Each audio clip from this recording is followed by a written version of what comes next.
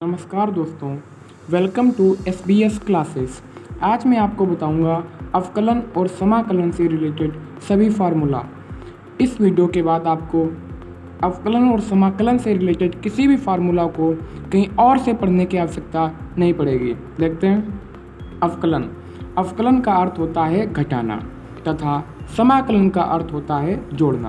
यानी अगर आप किसी चीज़ का अवकलन कर रहे हैं तो आप कुछ घटा रहे हैं, और किसी चीज़ का समाकलन कर रहे हो तो आप उसमें कुछ ना कुछ जोड़ रहे हैं। अवकलन तथा समाकलन दोनों आपस में विपरीत होते हैं, यानी विलोम होते हैं। देखते हैं पहला फार्मूला, x की पावर n। x की पावर n का फार्मूला होता है n x की पावर n-1। यानी आप ऐसे याद कर सकते हैं कि घात आगे आती है और घात में से एक कम हो जाता है। समाकलन में x की पावर n+1 अपॉन n+1, यानी घात में एक ऐड कर दो और उसी से डिवाइड कर दो, प्लस c। बट इसमें एक चीज़ और याद रखने की ज़रूरत है कि n का मान -1 नहीं होना चाहिए, कि -1 + 1 यहाँ पे 0, और 0 से डिवाइड करते हो किसी चीज़ को तो इनफाइनाइट हो जाता है। x का अवकलन होता है 1। इसी प्रकार 1 का समाकलन होता है x + c यानी कोई अचर पद है, ठीक है। तो उस अचर पद का जब अवकलन करते हैं तो 0। अचर पद वो होता है जिसमें कोई भी वेरिएबल x, y या नहीं लगा होता है, और 0 यानी 0 का समाकलन होता है c। और सभी पदों में +0 आप लिख सकते हो, इसलिए सभी के आगे आप c यूज करते हो। sin x का अवकलन होता है cos x, और cos x का अवकलन होता है sin x + c। cos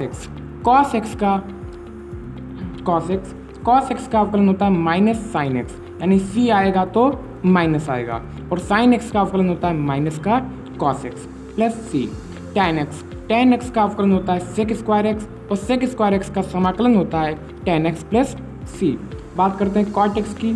cot x यानी c आया तो माइनस आया, और cot x का अवकलन हो जाएगा -cosec2 x, और cosec2 x का समाकलन हो जाएगा -cot x + c। sec x की बात करें तो sec x का अवकलन होता है sec x × tan x। ऐसे याद कर सकते हो, यहाँ पे sec2 x था तो आपने एक sec x लिया तो एक sec x के साथ इंटू में आ गया, तो sec x × tan x का समाकलन हो जाएगा sec x + c।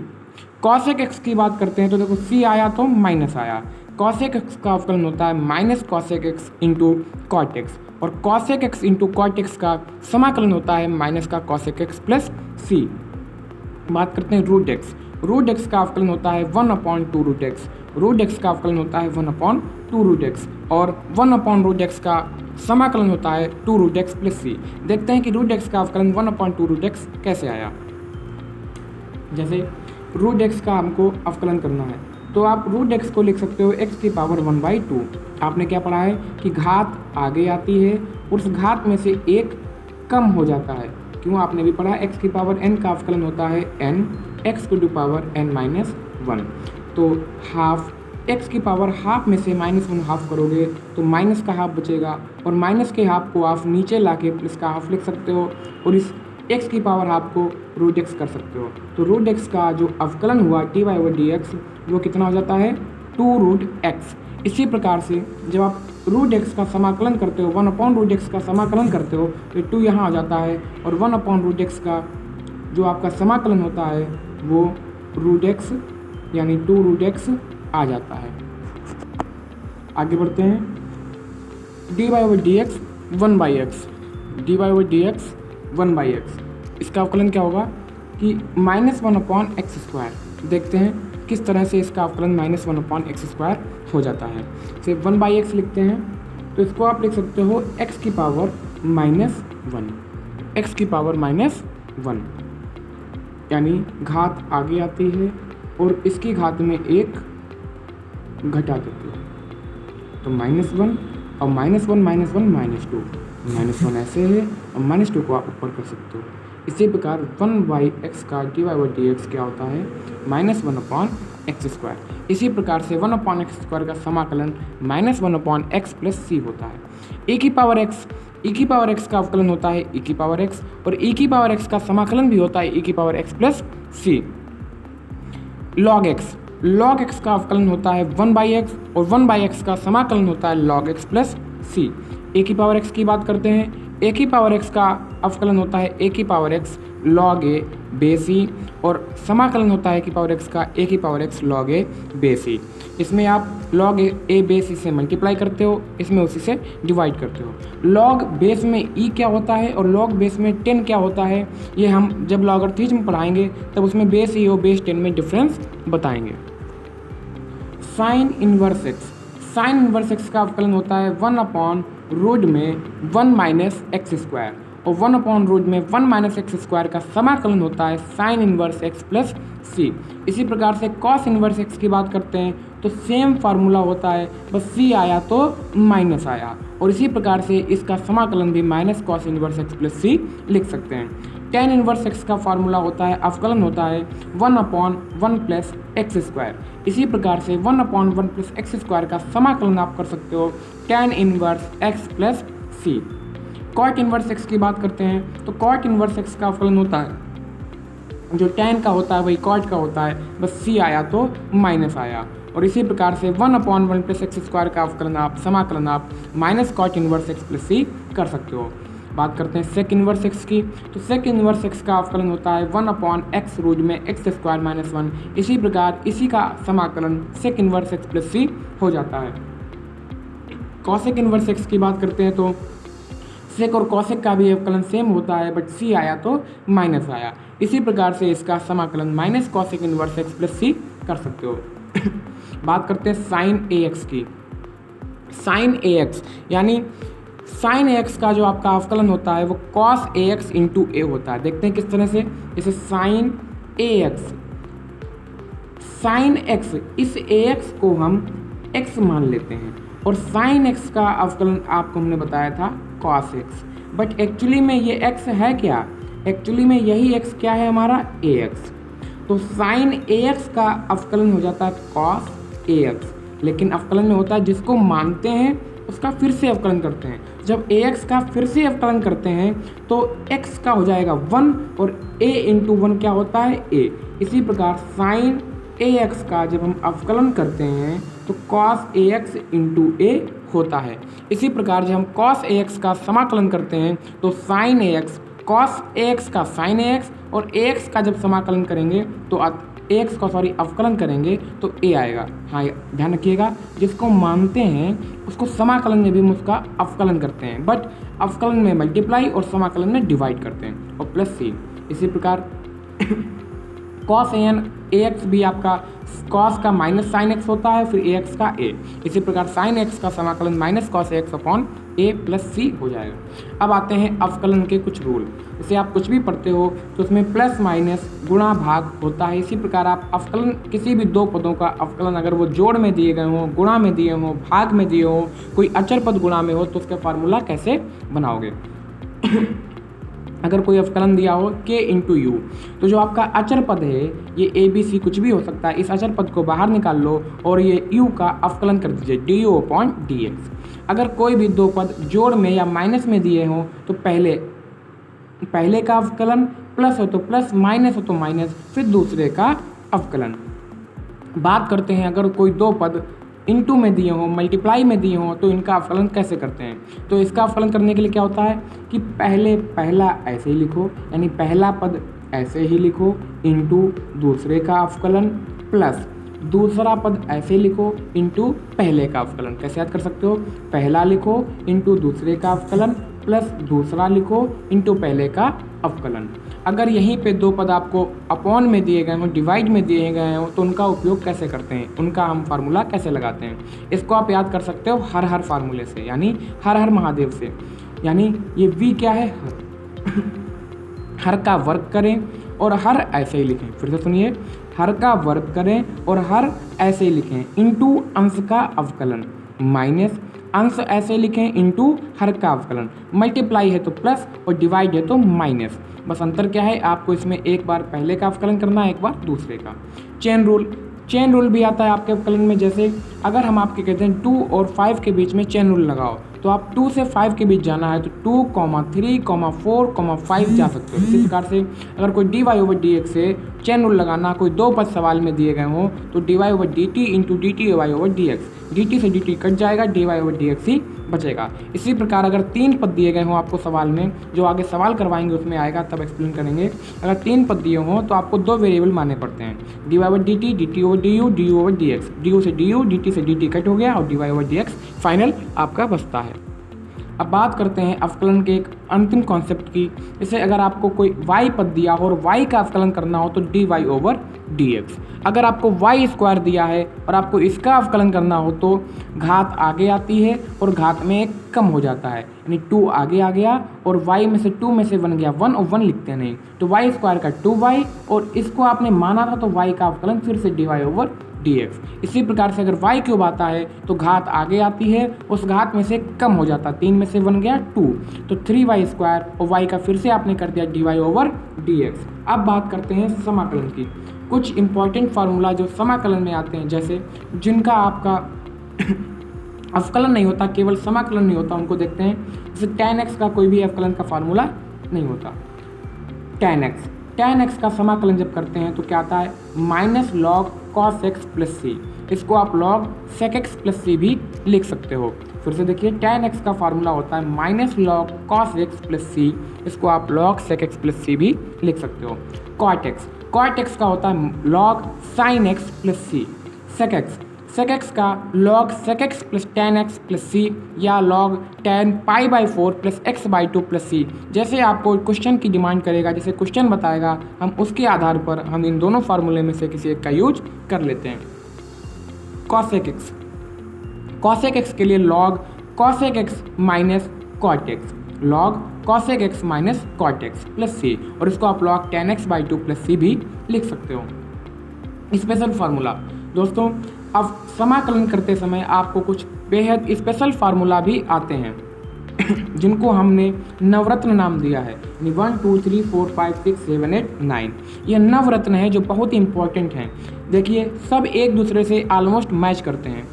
1/x² minus a², ध्यान से फिर से देखिए, 1/x² माइनस a², नहीं वेरिएबल पहले हो और अचरपद बाद में हो और माइनस हो तो क्या करोगे,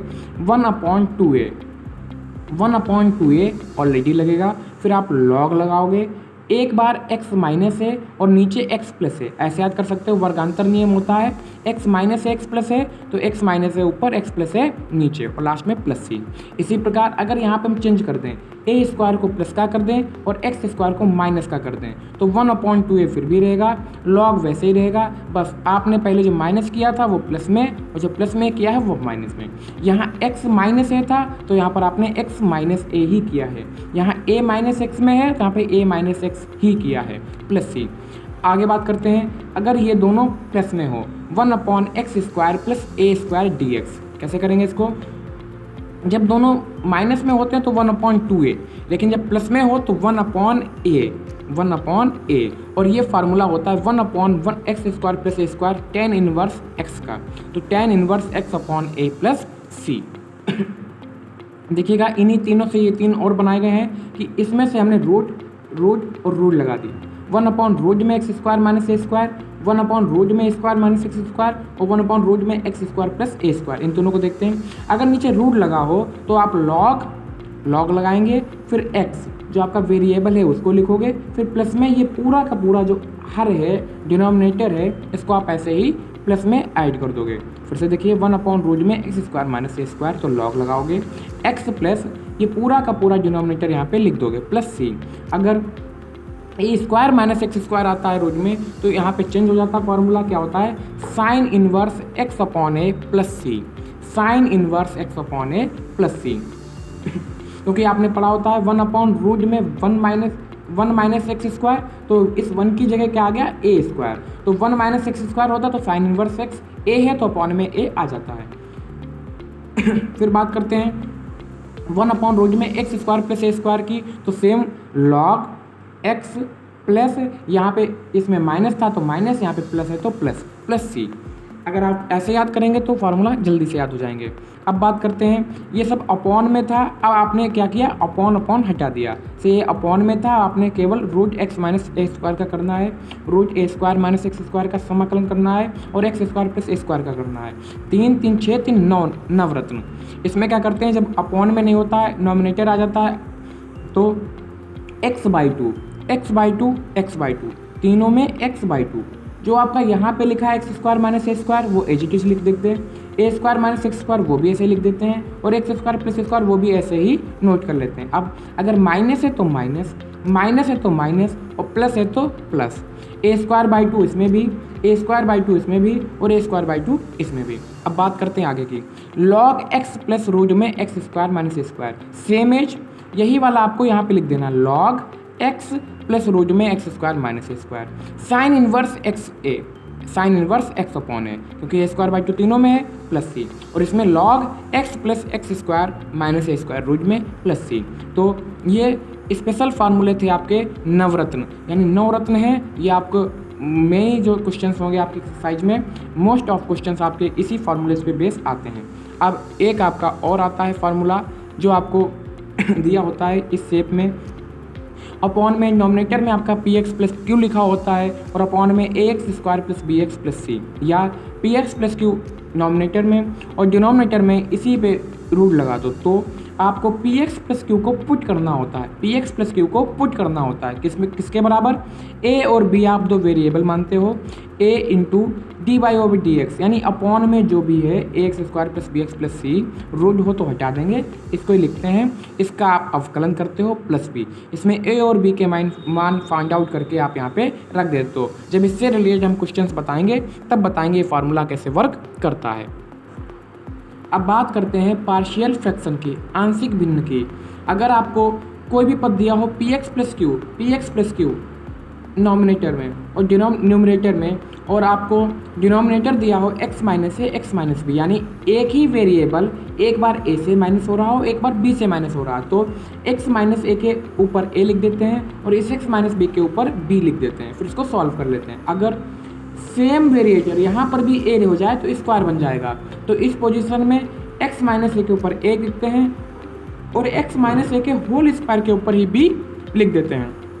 बट अगर 3 वेरिएबल आए, P X square plus Q X plus R, द्विघात समीकरण ऊपर आए और नीचे 3 वेरिएबल मल्टीप्लाई में लिखे हों, सेम वेरिएबल के साथ 3, ए बार ए माइनस, एक बार बी माइनस, एक बार सी माइनस, तो क्या करते हैं, एक्स माइनस ए के अपॉन में ए, एक्स माइनस बी के ऊपर बी और एक्स माइनस सी के ऊपर सी, यानी 3 वेरिएबल थे तो आपने 3 यहाँ पे ए बी सी माना।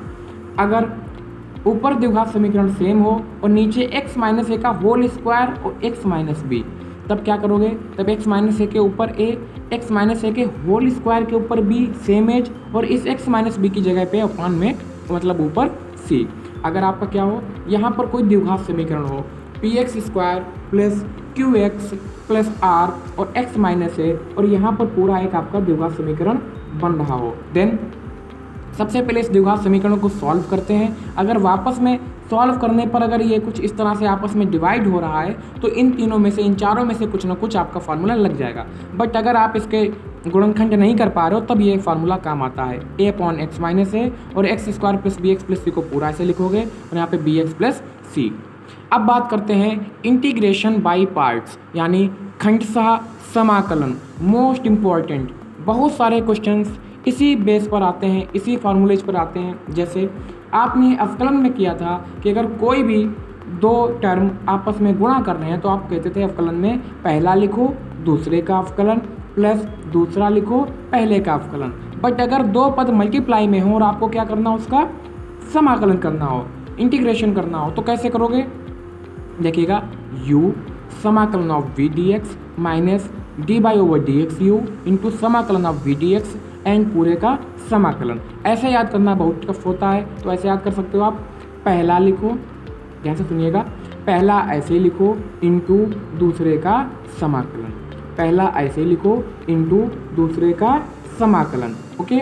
देन माइनस का निशान लगाओ, फिर जो पहला आपने लिखा था उसी का अवकलन, जो पहला लिखा था उसी का अवकलन इंटू दूसरे का ही फिर से समाकलन, दूसरे का ही फिर से समाकलन, फिर इस पूरे का फिर से समाकलन, फिर से सुनिएगा, पहला लिखो इंटू दूसरे का समाकलन माइनस पहले का अवकलन इंटू दूसरे का समाकलन का समाकलन। अब इस पदों में आपको पहला किसे मानना है, दूसरा किसे मानना है, इसके लिए हम इलेट ILATE का यूज करते हैं। इलेट, आई फॉर इन्वर्स ट्रिग्नोमेट्री में आप पढ़ते हो sign inverse x, cos inverse x, tan inverse x etc। से अगर यहाँ पे साइन इन्वर्स एक्स कहीं पे लिखा है तो साइन इन्वर्स एक्स को ही पहला मानेंगे, चाहे यहाँ हो चाहे यहाँ हो, डजंट मैटर।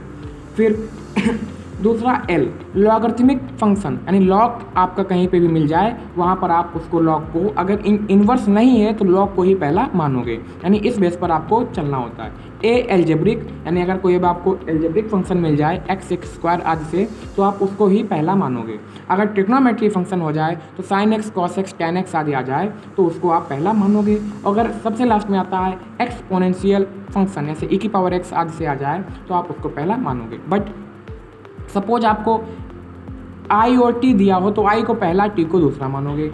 A और E दिया हो तो A को पहला, E को दूसरा मानोगे, यानी आपको इसी लाइन से पहला दूसरा मानना होता है।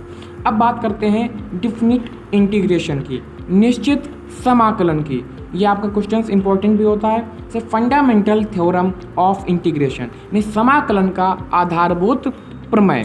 देखते हैं क्या कहती है ये, कि जैसे कि अगर आपका a और b पावर दी है, यानी a से लेके b तक की पावर दी है, और कोई फंक्शन है fx, कोई फंक्शन है fx और उसकी लिमिट दी गई हो a से लेके b तक, यानी a होता है आपका लोअर लिमिट यानी निम्न सीमा और b होता है अपर लिमिट। जैसे आपको बोला जाए कि चैप्टर 2 से चैप्टर 6 चैप्टर तक आपको लर्न करना है, तो चैप्टर 2 हो जाएगी लोअर लिमिट और चैप्टर 6 हो जाएगी अपर लिमिट, यानी 2 और 6 के बीच में ही हमको लर्न करना, ना 2 से पहले ना 6 के बाद। यानी हमने इस फंक्शन को डिफिनिट बना दिया, निश्चित बना दिया। अगर ए बी ना होता तो इसका मान कुछ भी हो सकता था, मतलब ए और बी के बीच में ही वेरिएबल होगा, इसके ऊपर और नीचे संभव नहीं है। तो कैसे करते हैं, fx, b और a, जब आप समाकलन कर लेते हो तो f पहले आप b लिख लेते हो अपर लिमिट, फिर माइनस लोअर लिमिट, सिंपल है। पहले upper limit minus lower limit, upper limit minus lower limit. Second है आपका एज लिमिट ऑफ सम, योग के रूप में सीमा। कैसे करते हैं, अगर आपको कोई लिमिट दी हो a से b, fx कोई फंक्शन हो, तो लिमिट h टेंड्स टू 0, यानी h का कोई ऐसा मान है जो 0 के बिल्कुल सन्निकट है, यानी लगभग ऑलमोस्ट 0 ही है, तो सिग्मा इसको बढ़ते हैं, सिग्मा के ऊपर n, r टेंड्स टू 1, यानी f a plus R H. Question आएंगे तब अच्छे से इसको समझाएंगे, जहाँ NH होता है आपका b माइनस ए के इक्वल, यानी b माइनस ए के इक्वल जो आपका होता है वो NH होता है।